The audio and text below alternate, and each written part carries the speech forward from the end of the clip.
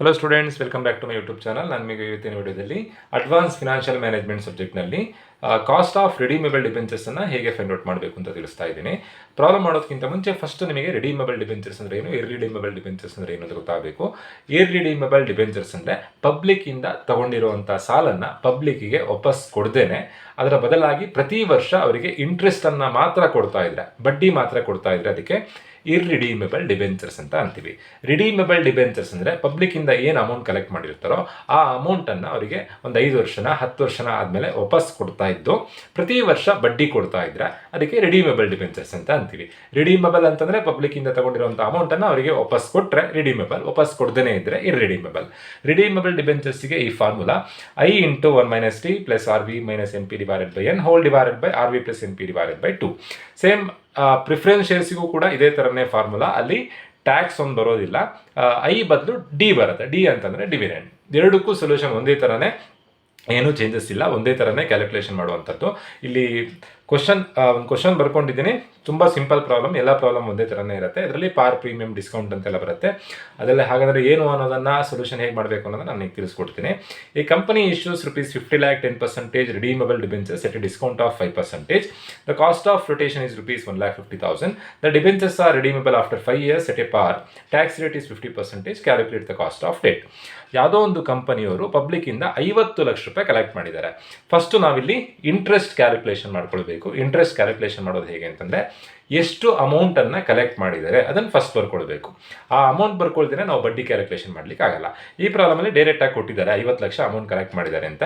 ಹೀಗೆ ಕೊಡೋ ಬದಲು a company issues 5 lakh debentures of ₹10 each. 5 lakh ಡಿಬೆಂಚರ್ಸನ್ನು ಇಶ್ಯೂ ಮಾಡ್ತಾ ಇದ್ದಾರೆ, ಒಂದಕ್ಕೆ ₹10. ಹಾಗೆ ಏನಾದರೂ ಕೊಟ್ಟರೆ ಮಲ್ಟಿಪ್ಲೈ ಮಾಡಿ ಬರ್ಕೊಳ್ಬೇಕು, 5 lakh × 10. ಬಟ್ ಈಗ ಡೈರೆಕ್ಟಾಗಿ ಅಮೌಂಟೇ ಕೊಟ್ಟಿದ್ದಾರೆ, 50 lakh ಬರ್ಕೊಳ್ಳೋದು. ಎಷ್ಟು ಪರ್ಸೆಂಟೇಜ್ ಬಡ್ಡಿ ಕೊಡ್ತಾ ಇದ್ದಾರಂತೆ? 10% ಬಡ್ಡಿ ಕೊಡ್ತಾ ಇದ್ದಾರೆ. 50 ಲಕ್ಷಕ್ಕೆ 10% ಮಾಡಿದಾಗ 5 ಲಕ್ಷ ಆಗತ್ತೆ. ಸೊ ಇದು ಇಂಟ್ರೆಸ್ಟ್ ಅಮೌಂಟ್. ನೆಕ್ಸ್ಟ್ ನಾವು ಫೈಂಡ್ ಔಟ್ ಮಾಡಬೇಕಾಗಿರೋದು ಆರ್ ವಿ ಅಂತಂದರೆ ರಿಡೀಮೇಬಲ್ ವ್ಯಾಲ್ಯೂ. ರಿಡೀಮೇಬಲ್ ವ್ಯಾಲ್ಯೂ ಅಂತಂದರೆ ಪಬ್ಲಿಕ್ಕಿಂದ ತೊಗೊಂಡಿರುವಂಥ ಅಮೌಂಟನ್ನು ಅವರಿಗೆ ವಾಪಸ್ ಕೊಡಬೇಕು. ಪಬ್ಲಿಕ್ಕಿಂದ ಎಷ್ಟು ಅಮೌಂಟ್ ತೊಗೊಳ್ತಾ ಇದ್ದಾರೆ? ಪಬ್ಲಿಕ್ಕಿಂದ ಕಲೆಕ್ಟ್ ಮಾಡಿದ್ದು 50 ಲಕ್ಷ. ಈ 50 ಲಕ್ಷನ ಅವರಿಗೆ ವಾಪಸ್ ಕೊಡಬೇಕು, ರಿಟರ್ನ್ ಮಾಡಬೇಕು.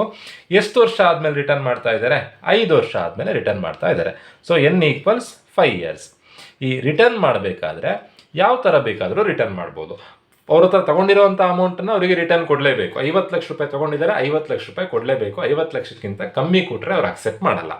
50 ಲಕ್ಷ ಬೇಕಾದರೂ ಕೊಡ್ಬೋದು, ಜಾಸ್ತಿ ಬೇಕಾದರೂ ಕೊಡ್ಬೋದು. ಏನಕ್ಕೆ ಜಾಸ್ತಿ ಕೊಡ್ತಾರೆ? ನಮಗೆ ನೀಡಿದ್ದಾಗ, ಕಂಪನಿಗೆ ನೀಡಿದ್ದಾಗ ಕಂಪ್ನಿಗೆ ಅವರು ಅಮೌಂಟ್ ಕೊಟ್ಟಿರ್ತಾರೆ.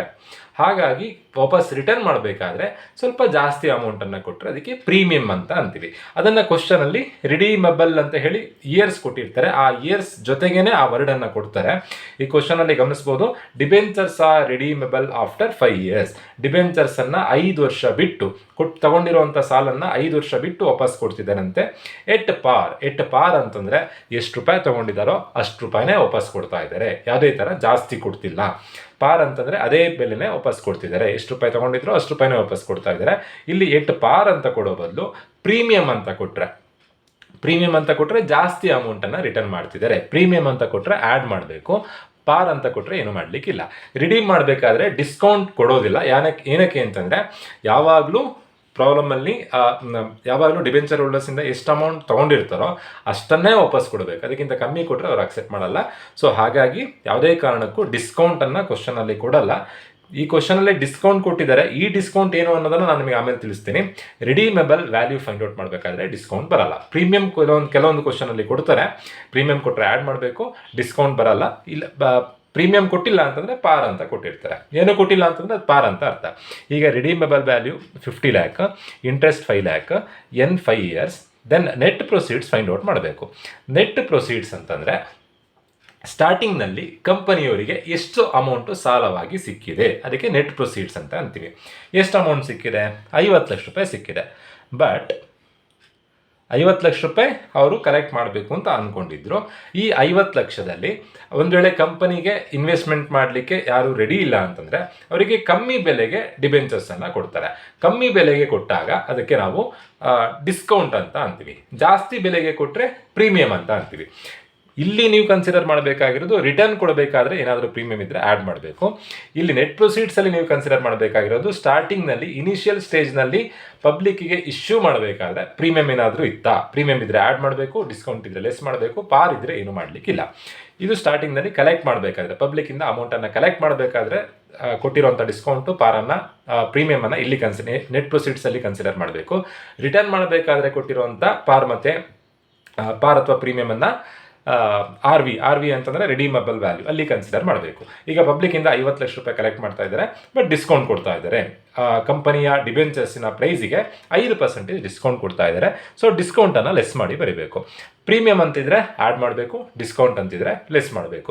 ಇಲ್ಲಿ ಕನ್ಸಿಡರ್ ಮಾಡಬೇಕಾಗಿರೋದು ಪ್ರೀಮಿಯಂ ಯಾವುದು ಅಂತಂದರೆ ಇಶ್ಯೂ ಮಾಡಬೇಕಾದ್ರೆ ಇರುವಂಥ ಡಿಬೆಂಚರ್ಸನ್ನು ಇಶ್ಯೂ ಮಾಡಬೇಕಾದ್ರೆ ಇರುವಂಥ ಪ್ರೀಮಿಯಂ ಮತ್ತು ಡಿಸ್ಕೌಂಟನ್ನು ಇಲ್ಲಿ ಕನ್ಸಿಡರ್ ಮಾಡಬೇಕು. ರಿಡೀಮೆಬಲ್ ಅಂದರೆ ವಾಪಸ್ ಕೊಡಬೇಕಾದ್ರೆ ಕೊಟ್ಟಿರುವಂಥ ಪ್ರೀಮಿಯಮನ್ನು ವಾಪಸ್ ಕೊಡಬೇಕಾದ್ರೆ ಏನಾದರೂ ಪ್ರೀಮಿಯಂ ಕೊಡ್ತಾ ಇದ್ದರೆ ಅದನ್ನು ಆರ್ ವಿಯಲ್ಲಿ ಕನ್ಸಿಡರ್ ಮಾಡಬೇಕು.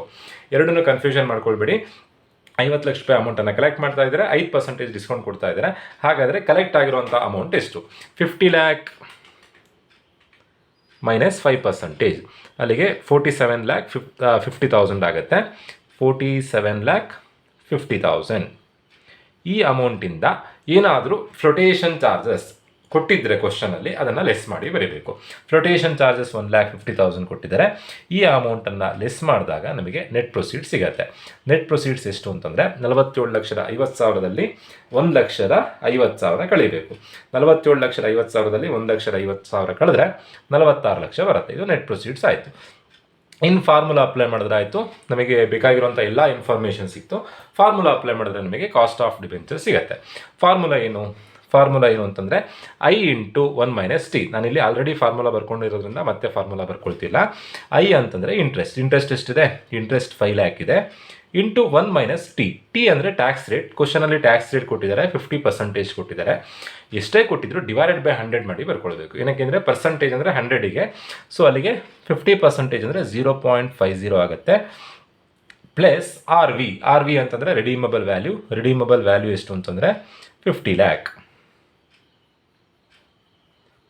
ಮೈನಸ್ ಎನ್ ಪಿ ಅಂತಂದರೆ 46 lakh. Divided by N means number of years ಕ್ವಶನಲ್ಲಿ ಕೊಟ್ಟಿದ್ದಾರೆ. 5 ವರ್ಷ ಆದಮೇಲೆ ವಾಪಸ್ ಕೊಡ್ತಿದ್ದಾರೆ ಅಂತ ಕ್ವಶನಲ್ಲಿ ಇನ್ಫಾರ್ಮೇಷನ್ ಕೊಟ್ಟಿದ್ದಾರೆ. ದೆನ್ ಹೋಲ್ ಡಿವೈಡೆಡ್ ಬೈ, ಇಷ್ಟನ್ನು ಸೇರಿಸಿ ಡಿವೈಡ್ ಮಾಡಬೇಕು ನಾವೀಗ. ಹೋಲ್ ಡಿವೈಡೆಡ್ ಬೈ ಇಲ್ಲಿ ಏನು ಬರ್ಕೊಂಡಿದ್ರು ಅದನ್ನೇ ಬರ್ಕೊಳ್ಳೋದು. R V 50 lakh plus N P 46 lakh divided by 2. Formula ವೈಸೇ ನಾನು ಇಲ್ಲಿ ಬರ್ಕೊಂಡಿದ್ದೀನಿ. ಸಿಂಪ್ಲಿಫೈ ಮಾಡೋದು ಹೇಗೆ ಅಂತಂದರೆ ಫಸ್ಟ್ ಇವಿಷ್ಟನ್ನು ಸಿಂಪ್ಲಿಫೈ ಮಾಡ್ಕೊಳ್ಬೇಕು. 1 - 0.50 ಅಂತಂದರೆ 0.50 ಆಗುತ್ತೆ. 5 ಲ್ಯಾಕ್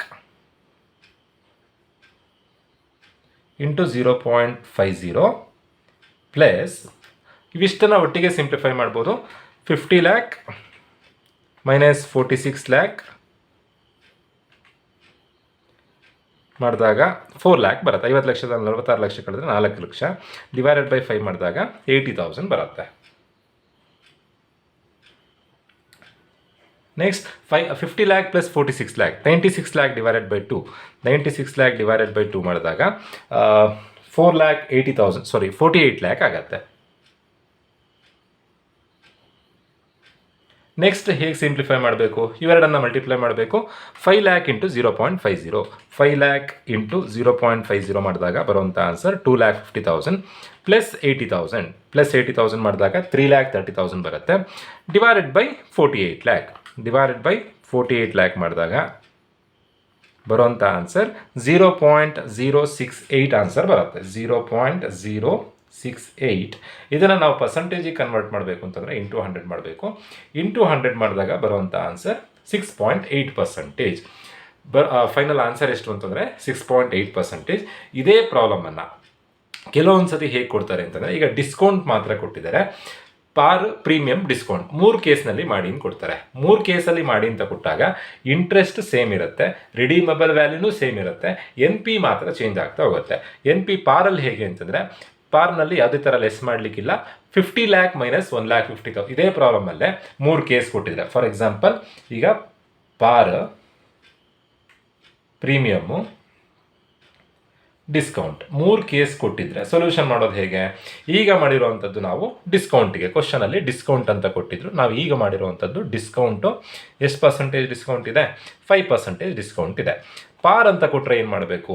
ಪಾರ್ ಅಂತ ಕೊಟ್ಟರೆ, ಡಿಸ್ಕೌಂಟ್ ಅನ್ನೋ ವರ್ಡ್ ಕೊಡ್ತಾ ಇದ್ರೆ ಅದು ಪಾರ್ ಅಂತ ಅರ್ಥ.